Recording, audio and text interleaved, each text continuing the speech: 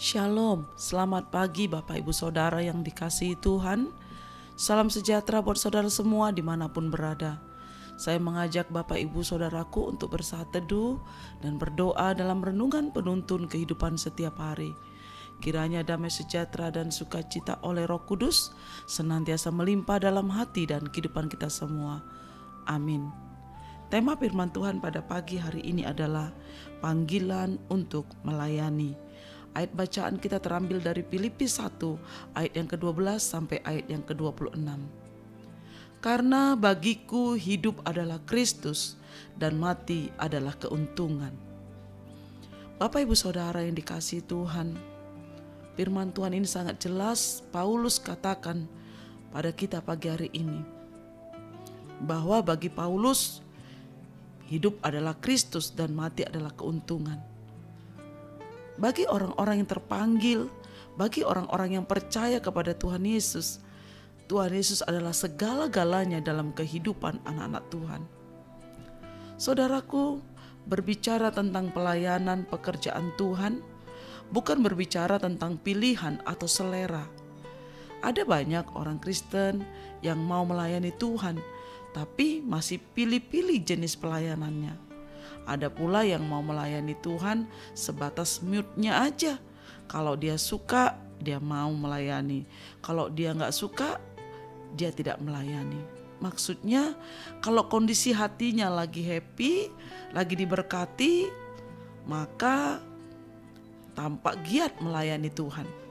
Tetapi kalau sedang terbentur kendala atau masalah, atau banyak pergumulan, atau ada rasa sakit hati, sedang terbentur dengan banyak masalah, maka mereka akan tampak ogah-ogahan melayani Tuhan dan bahkan berhenti melayani. Melayani Tuhan adalah sebuah wujud ketaatan dan kerendahan hati untuk melakukan segala sesuatu bagi Tuhan. Mengingat hanya sedikit waktu lagi kedatangan Tuhan Yesus yang kedua kali akan tiba, saudara.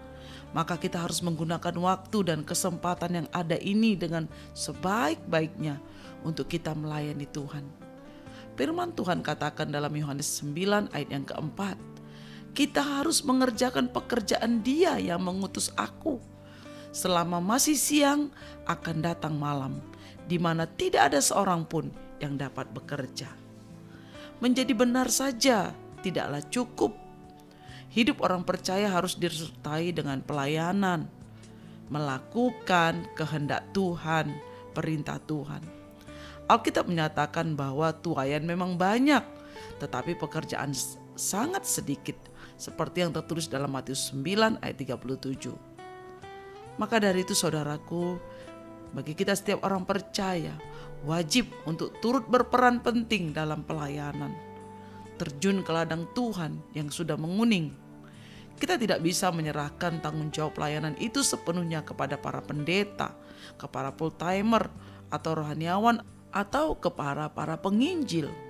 Karena sebesar apapun energi yang dikeluarkan, mereka tak akan mampu menjangkau jiwa-jiwa secara penuh. Karena di luar sana tak terhitung jumlah jiwa-jiwa yang harus dilayani. Saudara, yang harus diperhatikan adalah melayani Tuhan tidak bisa dilakukan secara asal-asalan tanpa kesiapan hati yang teguh. Jangan asal melayani atau terburu-buru terlibat dalam suatu pelayanan jika pada akhirnya kita tidak setia dan tidak tekun melakukannya. Kasih setia adalah kunci bagi kita untuk dapat melayani seumur hidup. Tidak sedikit orang Kristen pada awalnya tampak antusias dalam melayani Tuhan. Begitu dihadapkan pada tantangan, greget mereka, roh mereka, semangat mereka dalam melayani menjadi surut dan kendor. Dan akhirnya mereka pun mundur dari pelayanan.